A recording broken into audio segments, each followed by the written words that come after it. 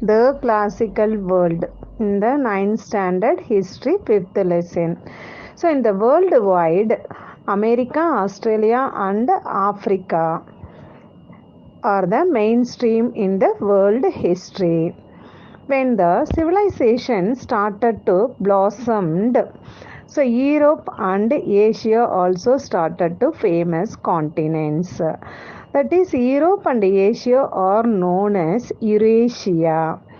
So, in what ways the civilization developed? It means that is in the for the inter-regional trade context and cultural exchange.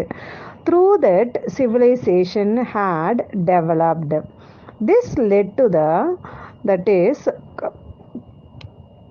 civilization led to the transmission of ideas, technology, and art.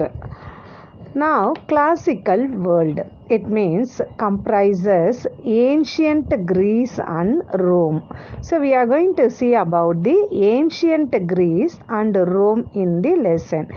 About this lesson. Classical age refers to the interlocking civilization of ancient Greece and ancient Rome. It is known as Greco-Roman world. Greco-Roman world.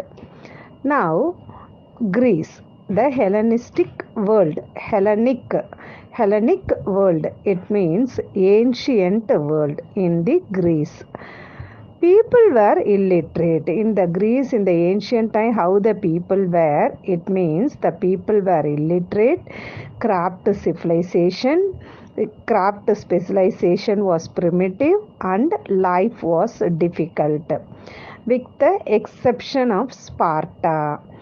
Agriculture was limited by the mountainous terrain. However, the Greeks succeeded in founding colonies along the coast that helped them earn revenue through the trade. So agriculture was somewhat like a poorer condition, but trade helped to the ancient Greece people. As the result, by the 6th century, Greece turned into a network of city-states. Due to the trade development, Greek little bit started to develop the state. Acropolis is the name of the place. Acropolis. Acropolis is the name of the place. A fortified cities of ancient Greeks on a hill in Athens. So in the Athens, Acropolis is a place which is on the Athens. Then it is an illustrative example of their advancement. Though the city-states fought each other, they were bound together by trade. So the city-state fought with one another, even though the trade developed in those cities. Then the illustrious example for the last one was Olympic Festival of Sports and Games. So what the Olympic Games in the worldwide is conducting? So this Olympic Festival started in the ancient Greece. Now Athenian democracy. In the Athens, the pressure from below resulted in the replacement of both oligarchy and tyranny by democracy. Tyranny, it means rule by democracy. The law-making power in Athens was vested in an assembly open to all free men. Judges and lower officials were chosen by the lords. This arrangement was resented by the upper classes, who considered democracy to be the rule of the mob. So the oligarchy and democracy, it means like small oligarchy, it means like a small group of the people, like rich people. They wanted to administer the Athens, and also democracy, it means by the people also wanted to, common people also wanted to administer the Athens, but both of them had the misunderstandings. So due to that, It created the upper classes people, suppressed the lower classes people. It meant democratic. The history of many Greek city-states was one of the continual struggles by rich landowners against democracy. The only exceptions was Athens. Pericles, the name of the ruler. Athens had a great leader, Pericles, who led power for 30 years. During his rule, Athens and Sparta were continuously at war with each other. This war is known as Peloponnesian War. It means the Sparta and the Athens people fought with one another. That war is known as Peloponnesian War. It means Peloponnesian, Peloponnesian War. It means the war between the Sparta people and the Athens people. Then Athens became a noble city with magnificent buildings. There were great artists and great thinkers. Historians therefore call this the age of Pericles. So Spartans and Athens fought with one another. Finally, Athens won in the war. So Athens was ruled by under the head of Pericles. Now, Roman Republic. So, till this previous one, we have seen about the Greek. Now, come to the Roman Republic. Rome, the Hellenistic world, that is ancient Rome. Rome Republic. Roman people were divided into two classes, that is patricians. Under the patricians group, that is rich landlords were there, and plebeians. Under the plebeians, a common people or common citizens were there. So among them, that is patrician and plebeians fought with one another. That is known as class war between patricians and plebeians. We'll see about the war between the patricians and plebeians. Prisoners of war were enslaved in Rome. Thus, Rome produced a new labor force for the rich to exploit. So, there were many more labors were there. These labors were exploited by the rich people. That is big landlords. Big landlords bought slaves cheaply and used them to cultivate their estates. The slave population grew, and by 1st century BC, there were 2 million slaves were there. Among the common people, 3.25 million people were there. Among the 3.25 million people, 2 million people were slaves. Slave labors led to the impoverishment of free labor. Many poor peasants had to abandon their children, who also ended up in the slave markets. So, due to the impoverishment or poverty condition of the slave laborers, slave laborers, what they did, they sold their children in the slave markets. That much problems they faced in the Rome ancient civilization. Now, the Tiberius Gracchus was the name of the reformers. Tiberius Gracchus and Gaius Gracchus. These reformers, Tiberius Gracchus and Gaius Gracchus, these two people belong to the patricians, that is landowners, but though they raised their voice, supported to the poor peasants. As peasants supported their program, the senators shocked by this development, and murdered both of them. So senators, what they did, because of this Tiberius Gracchus and Gaius Gracchus, these people supported to the peasants. So the senators immediately they murdered both of them.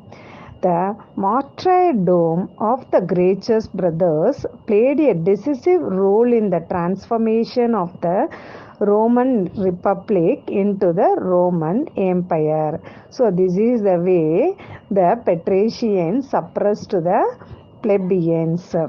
Now, Punic Wars, Punic. Punic Wars and the emergence of Imperial Roman Empire. As the Rome was growing in Italy, Italy is the capital of Rome, Carthage was growing in power in North Africa. So the Carthaginians were the descendants of Phoenicians who excelled in seafaring and trade.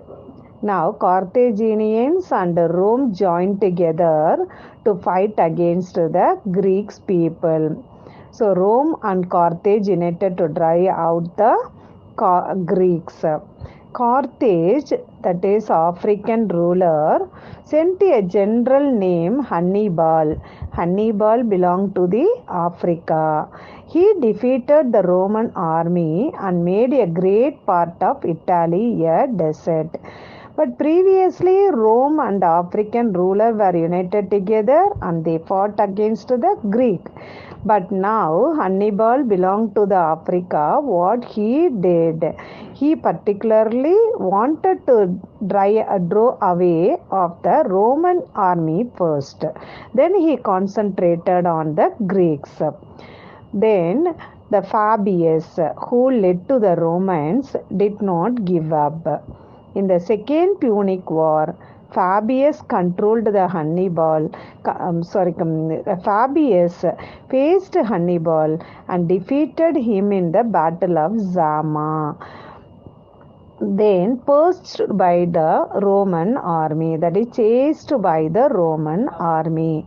Hannibal ended his life by poisoning himself. So finally Hannibal also defeated in the Punic War. Empire building in East Asia, that is about China, we are going to see in this chapter. Fall of Qin dynasty. Wang Cheng, Wangcheng, name of the ruler, Wang Cheng. He was known as Shi Huangdi, Shihhuangti,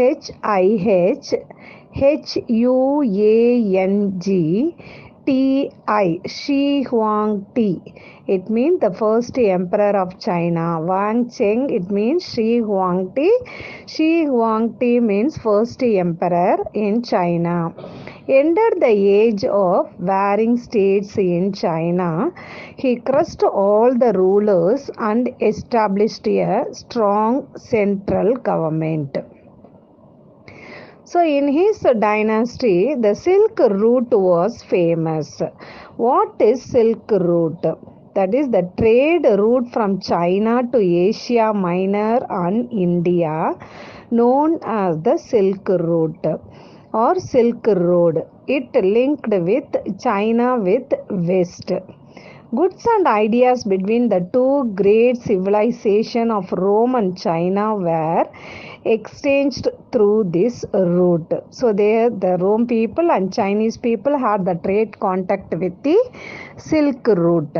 Silk went westward and wools, gold and silver went eastwards. From west, silk exchanged. From east, wools, gold and silver exchanged. China received Buddhism from India via the Silk Route.